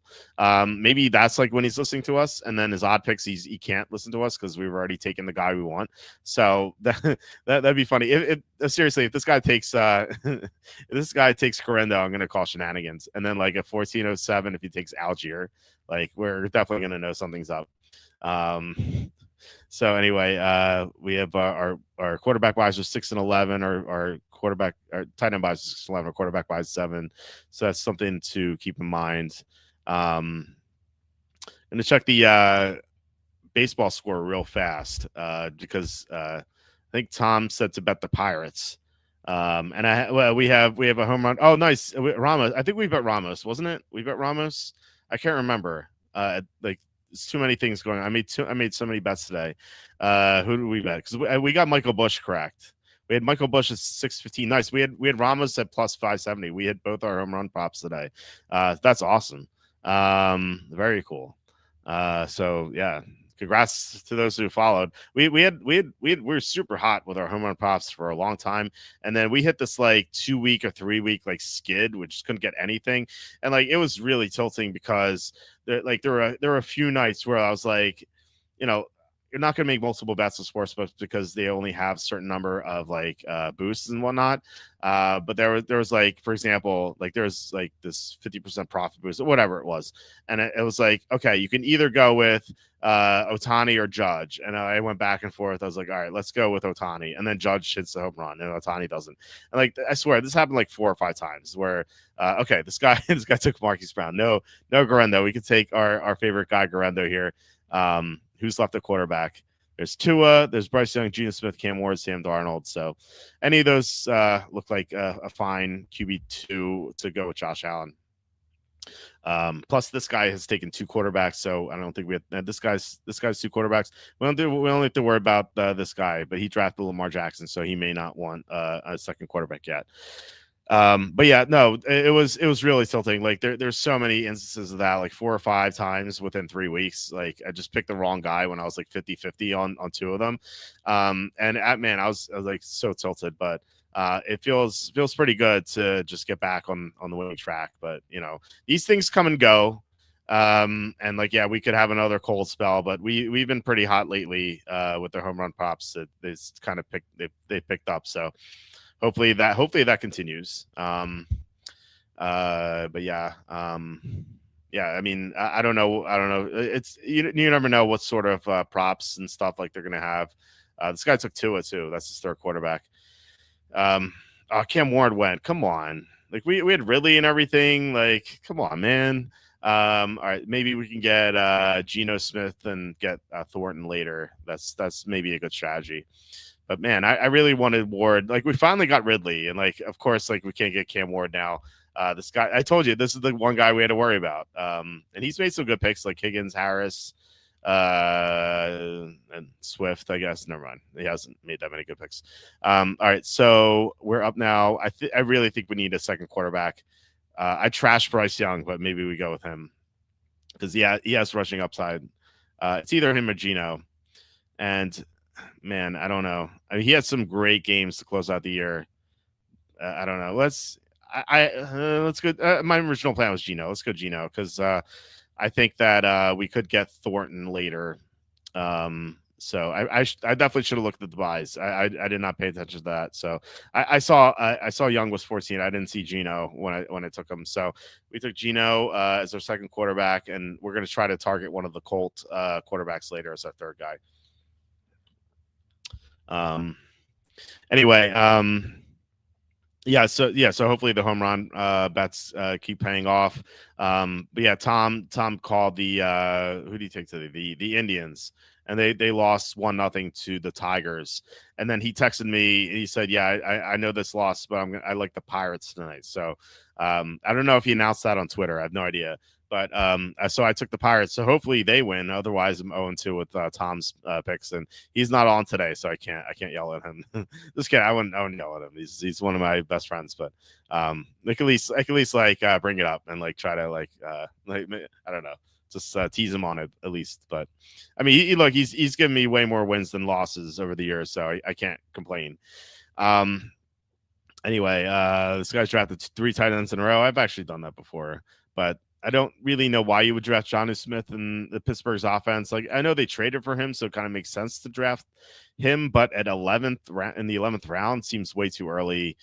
You don't know what role he's going to have, like clearly, and do you really trust Arthur Smith? Who, by the way, have we ever had an offensive or really an NFL coordinator before who's a billionaire? It's so weird. It's so weird. I kind of just want to say like billionaire coordinator Arthur Smith. I think I'm gonna say that all year. It's so strange. Like he's like so much richer than anyone on the team. So, unfortunately, his dad passed away. So, but he inherited like everything. His dad was worth $5.4 billion. So I'm sure he has to give half of that away in inheritance tax. But still, he's gonna be worth like close to $3 billion. It's insane. Like he could just like buy the team. You could buy the Steelers if you wanted. It's crazy. Algier goes. So we got sniped with Algier, but not by the guy we thought we were gonna get sniped by. All right, so we kind of have to look at this. Bryce Young's still there. I'm not gonna take him. All right, so we got sniped with Algier, but Jalen Wright is just as good. He's like in the same sort of situation. Instead of we can just copy paste and replace the name. So with Algier, if Bijan goes down, then Algier will go nuts. And we have Bijan anyway, so I guess it's for the best. In Miami, if Devon Achane goes down, then Jalen Wright's going to go nuts. And I feel like that there's a higher chance that Achane suffers an injury than Bijan. Obviously, all running backs are at risk, but like Achane is so much more brittle than Bijan. So like there's more of a chance that Jalen Wright pays off. At the same time, though, like we know Algier is going to get touches even when Bijan's healthy. Like that happens all the time. Like Algier will just be on the goal line like randomly. So that's why I would rank Algier over Wright, but they're very close, and so I like having both. The question is, in the 15th round, do we go Thornton or wait to the 16th round? And my the FOMO in me says to take Thornton in the 15th round. Shipley goes, man. If we had no good running backs left, I might as well just we have 5 running backs anyway. We might as well just go with Thornton. I don't know who's left at running back, but this is I think Braylon Allen's still there. Off the top of my head, let's look. So his Betch is still there. So maybe Thornton will last. Yeah, he's all the way down here. Let's start him. I don't really want Besh though. So it's Roshan, Braylon Allen. That's fine. What do we have? We have 5 receivers. I feel like we need another receiver actually. So if our plan is to take a Colt quarterback, maybe we should take Alec Pierce here. So let's go. Actually, well, we're going to take Thornton. So that'll be our 6th receiver. So Pat Bryant went. Who just went? If we take Braylon Allen, I guess. I don't know. It's a tough call. Running out of time. I said we wanted to get stronger at receiver. Let's go Alec Pierce and then maybe Thornton. Let's try to high roll. Let's try to get both these guys. And then 1705 would take one of the Colt quarterbacks. I think that's our plan here. Sometimes I wish you had more time. But it's a good reminder. I pointed this out before, where in these best ball drafts, you either can pick drafts that are 30 seconds per pick or 8 hours per pick, and I entered a draft not knowing it was an 8 hours per pick draft, and I'm in the middle of it. Actually, I think I might be on the clock in this one other league, and I think I might have missed my time because I forgot my phone when I went to my parents' house for the anniversary party. And so I just left my phone at home. And let me see. Did I miss my pick? Let's see. No, I didn't. Thankfully, I didn't. Okay. Yeah. So I just left my phone at home, and so I'm like, it just dawned on me that I may have missed the pick, but I did not. I'm up in 7 picks. This draft is in the 5th round. So my team thus far in that draft, and tell me if this sounds familiar. Well, I took Malik Neighbors first round, and I took Lad McConkey, and then Jackson Smith and Jigba in the 2nd and 3rd rounds. That is a Jalen Hurts, and then Chuba Hubbard in the 4th and 5th round. So it's at 5-12 right now. I just like completely forgot about it until that just like popped into my head. So yeah, so I've got to go to bed. Are you going to do a quick take on golf before you sign off? Yes, quick take. So yeah, we're in the 16th round, so it'll be right after the slew, and I do have a take on it. I know what I'm going to do so far. And it's, man, this golf tournament is really tilting because like our top guys did not work out, but we have a guy still in contention. We have Kurt Kitayama at 60-1, I think, and he's only 3 back, so he has a chance. But the guy who's in first place, Davis Thompson, he was the one guy I did not bet who was in the top 5 of approach, just because I didn't like his odds, and he won this tournament last year. It's so tilting that I didn't take him. And let's take Thornton here. And the other thing is that I was eyeing him up today. He was 7-1. And I had to, I had to help my parents prepare for their party. So I had to drive some stuff over to them. So I didn't really get a chance to do anything. And then when I got back, my kids were all ready to go. So I had to take them over. And then obviously I forgot my phone. So as I just said, so yeah, I didn't get a chance to bet Davis Thompson. And given that I didn't have my phone, I had no idea what was going on. So by the time I came home, I looked and I saw that Davis Thompson was what is he? He's like plus 210 now. So very, very tilting. I would have gone with him at 7-1. And FanDuel has a 25% boost right now. And I think that BetMGM is going to have a boost tomorrow too. So yeah, we could have gotten him at better odds. Unfortunately, we did not. So that's pretty disappointing. I still like him though. Plus 210. I still think it's fair. And I'm going to try to aggressively bet round 4. I find that the sports books misprice stuff all the time. If a guy hits the ball into the rough, they'll put his odds from plus 400 to plus 600, for no good reason. Guys get out of the rough all the time. There's no sweat to it. And so I just think that there's such extreme overreactions in sports books that you can take advantage. So I'm just gonna look at it. I don't know what we're doing tomorrow as a family, but yeah, it feels like my wife is tired of all of us. So I feel like I'm just gonna have the kids on my own, which may may handicap my own betting abilities. So here we go. We took Richardson. Our plan is fulfilled. We got Richardson with Warren and Pierce. We paired Thornton with Smith. We paired Allen with Coleman. So lots of correlation here. What do we need? We need one more running back, one more tight end, and then one of anything else. So, all right. So this draft, which kind of started a little rocky. I didn't like our 4th round pick, but ended pretty well, I think. So anyway, I do like Davis Thompson plus 210.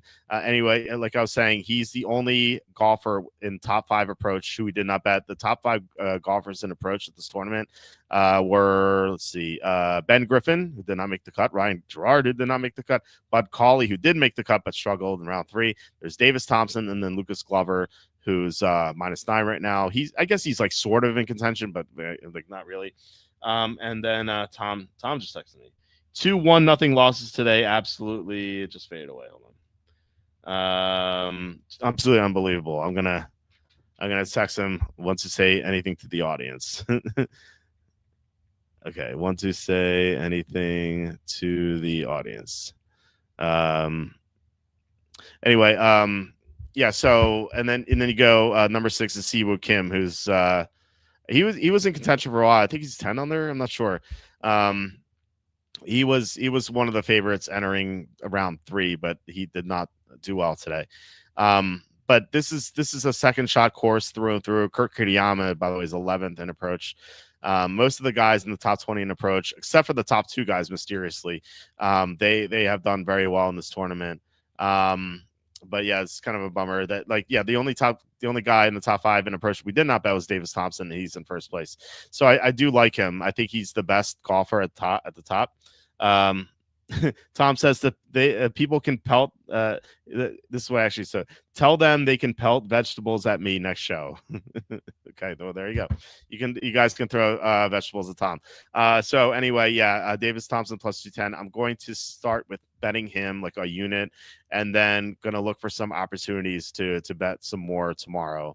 And hopefully I get those opportunities because, like I said, it might might be doing stuff with the kids. Although I really don't know what we're going to be doing. Anyway, so we need one more running back, and let's see who's available. Jarquez Hunter, Brashard Smith. I'm happy with either. We could take both. Let's look at running back buys 5, 14, 8, 14, 12. So as long as it's not an 8, 14. I mean, Jarquez. Let's take Jarquez Hunter again. So yeah, I will post that for sure that we're gonna bet Davis Thompson at plus 210, but I will definitely do that. So Sue also says if Achane goes down, Ingold is going to go nuts. It's true, especially if Tua goes down. That's the key too.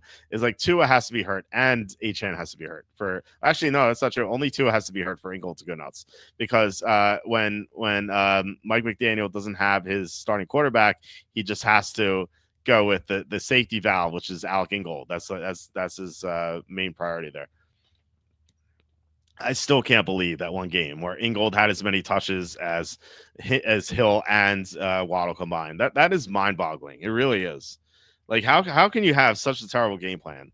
You would think that like not having your best your number one quarterback and having a horrible replacement instead would it would like enhance McDaniel's play calling because like he'd be like, okay, I don't have Tua. Let me design this. Let me do this. Let me find ways to get the ball to Hill. Let me find ways to get the ball to Waddle. Let me find more creative ways to get the ball to Achane. Like you would think that would be his thought process, but it was like instead it was like, let me get the ball to my worst player. like why? What are you doing? Here we go. We could go. We have 7 receivers. I kind of want to have a good 8th receiver. I don't know. I'm thinking we go Brashard Smith and then Dawson Knox. Let's do that. Let's do that. So if I like Brashard Smith. So if we get Higbee on the way back, I'll take him. If not, we're gonna do Dawson Knox. So maybe this will be one of the drafts where we don't take Higbee. It feels like I've been replaced by an alien or something, not taking Higbee, but he looked. I've done a draft where he went undrafted, so maybe he will be available at 2008. I will take him over Knox. I just think he's a much better option. But I did want to I do love the upside with Brashard Smith. Like, even if he doesn't overtake Pacheco within, Pacheco being hurt or whatever, and I do think he should be the favorite to be the RB2, just because um, Hunt is old, and Elijah Mitchell, Higbee just went. Okay, so Mitchell is injury prone. And plus, like, Andy Reid's not afraid to use late round running backs. Like, he's the opposite of like Jim Harbaugh, or I guess like Pete Carroll is like the better example. So Brashard Smith could be the number 2, and even if Pacheco starts our year and is great, like Brashard Smith is someone who can catch passes very well out of the backfield. So it will at least have some utility in 1905. But like, if you think about the upside, like, what if Pacheco's not healthy and he gets hurt again, and then like it could be it could be a committee. It probably will be a committee, but like Brashard Smith could distance himself from Mitchell and Hunt. Like, Hunt is just shot at this point. Like, he has nothing left. Like, he didn't have anything left last year. Now he's a year older. And then you have Elijah Mitchell, who's always hurt. He may not make the roster. So I think that Brashard Smith is someone to target 1905. And that's as a bonus, that's Ben Wasley's co-worker's favorite guy, Kiwi, as Ben was saying. This guy, Kiwi, like, nailed Chiron Tracy last year. He's like 3 of 4 with his like late round sleepers, and he mentioned Brashard Smith to me. And Brashard Smith is someone I hadn't considered, and I thought about him, like, oh, that actually does make sense. So Parker Washington 20. Why would you take Parker Washington at 2004? Just like, take someone with upside, like, why why would Parker Washington? So random. Did he at least go Trevor Lawrence? No, he didn't. Yeah, I don't understand that at all. So we have 2 picks left, and then we can touch on golf before we head out. But I already basically said that what I was going to do. Mostert goes, and then let's just cue it. Yeah, Dawson Knox. We'll go Dawson Knox to pair with Josh Allen. I assume he's still there. There we go, Dawson Knox.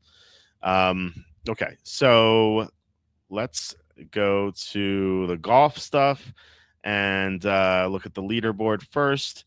This is last week's. Let me refresh. What a heartbreaker last week with Gray. First of all, Knapp missing putt on 18, and then Grazerman missing the putt on the second hole, a playoff hole. It's really ridiculous. Anyway, so this is our guy, Kurt Kitayama. He is 4.4% to win. Seems pretty low. He's only 3 back. He has the best driving distance, as you can see here. He sucks at putting, but this is a course with easy greens where you can just sink a putt pretty easily. So I was not concerned about his poor putting. So he has a chance. He had the best round of all these top guys today, under 5 under. So hopefully that bodes well. If he goes 5 under again tomorrow with 17 under, it may not be enough to catch Davis Thompson or some of the guys at 14 under. So I'm only going to look at the guys like 12 and under, 12 under or better. Davis Thompson is the best golfer here. He won it last year. If you look at like 2024, yeah, he was. Look at this. He was 28 under last year. He's only 15 under now. I wonder if they made the course harder. I haven't really like looked at it this year, and I'll be watching tomorrow, so maybe they'll discuss it. But I'm kind of curious as to like why he's only 15 under, whereas like last year he was 28 under through 4 rounds. So he'd have to go 13 under today to match that score. Emiliano Grillo has a win in the past few years. He doesn't have as nearly as much driving distance. He's a great approach player. Like, not maybe great's a strong word, but he's a good approach player, which would explain why he's up here. So Grillo, I think, is someone who could certainly win it. Max Homa, as he's self-admittedly had a drinking problem after he blew the Masters. He had a chance to win it in the Masters in 2024. He actually said he's like, maybe I should start drinking again. And I thought he was joking, but like, then he went through this like downward spiral. If you look at it last year, like, look, the Masters, he finished 3rd. And then like, yeah, he had an 8th here, but then he went like cut 61st, 70th, 40th, 70th, cut, 27th. Like, let's start it this year. Cut. Like, like he has just been awful this year, except for the Masters, curiously. But like he's in contention. He was seen as like one of the top up and coming golfers a few years ago, but he just kind of like fizzled out. But I don't know, maybe he's off the bottle, and he can start winning again. But it's at least a nice comeback story if that's true. Brian Campbell is a he's an okay approach player, is good accuracy, good putter. Otherwise not like great. He actually won the Mexico Open, which is a far different golf course than this. Mexico Open is very distance heavy, whereas like this isn't a short course, but it's not a long course either. I don't know what's happened here. Withdrew from the Memorial. He was awful. Withdraw, cut was his last 3 results. So suddenly he's in contention. This is just shows you how weak this field is. David Lipsky is not a good golfer at all. Look at this shape. Like, don't consider betting him. And then the 12 under guys, you have, I showed Kitayama before. You have Austin Eckroat, who was in contention here at the Travelers. He kind of fell apart in round 4. He's not very good either. His approach is solid, and that's it. That's the only thing he's accurate and solid approach. That's about it. So I don't know. Maybe he can win, but he's not someone I'm like looking to bet. There's Seamus Power, who does not have a lot of power. Like, ironically, he's a pretty average golfer here. His best finish was 8th at the Valspar. And then Camilo Villegas, as I mispronounced his name, he's 43. He's not a good golfer, so he's someone that we're not going to consider here. So let's look at the odds. You can see here. I should refresh. This is from last week. That's why like nothing's showing up. Let's refresh the odds and go to John Deere Classic. So Davis Thompson plus 210, Grillo 5-1. So I think they're priced correctly. Max Homa 5-1 as well. Campbell plus 850. Then you have Lipsky and Kitayama. It's funny that like Kitayama is like far and away the best priced 12 under guy, just because he's so talented. So Kitayama, 60. If you haven't bet Kitayama yet, I think 61 is a pretty solid bet for him. Eckroat as well, 22-1. So yeah, I think though if you haven't bet Kitayama, you can kind of like join us here. I think that's 16-1 is okay. As far as the favorites, I think Davis Thompson is worth a bet at plus 210. Like, this is it's always hard to bet this because like if he like bogeys the first hole, like he's gonna go to like 5-1, 7-1, you know. And you're gonna like seem very, very silly for betting the plus 210. But if he birdies the first hole, he's gonna be like plus 120, 130. And then like if he birdies the next hole, he's gonna be like minus already. So this is like it's like an an average number in which you can probably get him. So that's why I only want to do 1 unit. I want to bet 1 unit on Thompson. If he bogeys the first hole, then I think I'd make another bet on him. Or like, you know, wait for like Thompson, Grillo, or Homa. Those are the 3 guys I want to concentrate on. Wait like them to kind of fall behind a little bit and then bet them. We had that last week. It's like perfect example last week. Like Potgier or Poltergeist, as I called him. He ended up winning, but there was a moment in the 4th round last week, and I was watching carefully, where he was the favorite heading in, and then he kind of fell behind a little bit. You know, he bogeyed one of the holes, and like suddenly he was 12-1 or 14. I forget what number he was exactly. He's like, I think like 12-1. And I remember thinking like, I already hedged with him. I was like, man, should I do it again? It was like 12-1 seems a little ridiculous. I'm like, I don't know. I didn't do it. If I had, I would have told you guys to do it. But I regrettably didn't do it. And yeah, he ended up winning. That would have been a nice $100 to win 1,200. That would have been sweet. So yeah, just kind of like look out for these. Like, I'm not joking when they say that sportsbooks overreact to stuff that happens. Like 18 holes is a long time. Like even 9 holes, a lot can happen in 9 holes. 18 holes is a long time. And so if one of these golfers screws up on one of the holes, you're gonna have a great number on one of them. So that's what I'm looking out for tomorrow. Or I should say later today because we're past midnight. But that's what I'm going to do. So I'm going to start with Davis Thompson. again, they have a 25% profit boost. Unfortunately, only up to $25. So I will bet $25 at like plus 264, and then I'll bet $75 at plus 210. And then I'm going to look for some good opportunities. So hopefully we have some. If Davis Thompson starts birdie, birdie, birdie, birdie, then we're not going to have any opportunities. But like if Thompson, as a bogey here and there, or if he hits the ball into the sand or something, then like we might have a better number in him. Same thing with Grillo and Homa. Like I said, those are the three guys we're going to look at. Campbell's kind of interesting as well. Maybe Ekro too. Maybe Ekro is worth a shot. Like a point, a $25 bet or something. Maybe I'll do that as well. I'll think about it. I'll post it tonight. And really, I mean, we can do it tomorrow too, because these guys won't tee off until like 1 p.m. or so. So we can wait till tomorrow. But I like to do it the night before, because when I wake up, like, I come downstairs, the kids are already eating and like this mayhem going on, so I don't get to concentrate as much until they get their naps in. So I like to get everything done the night before. So what I'm definitely going to do, I'm definitely going to bet a unit on Thompson, and I might bet a quarter unit on Eckroat. Let me just make sure once again. Eckroat's 3 back, right? Yeah. So yeah, there's Lipsky, Campbell. Again, like Lipsky he's just not a good golfer. I had no interest in him. Campbell, at least like, yeah, he has some things going on, but his approach play is not great. Like it's a little weird that he's done this well. Like, yeah, he won the Mexico Open. His best result after that was 32nd. Granted, it was at the Masters, but still, like, he hasn't done better than that. Like, and suddenly he's doing well. Like, it's so weird. I get this field is weak, but still, you would think that like he would not be in contention. So I think we're gonna concentrate on what I said, like Thompson, Grillo, Homa, and then a very small bet on Eckroat to start Sunday. So all right, well, I hope let's hope nothing else matters, and so Kitayama just goes birdie eagle tomorrow, and then like he wins, and we get to celebrate at 60-1. That'd be sweet. Otherwise, I guess we're going to be rooting for Davis Thompson to kind of get in as a hedge. But all right, guys, thank you so much for watching and commenting. Had a nice conversation here. It's tough to talk for 2 hours just by yourself. That's like why I love having a guest on.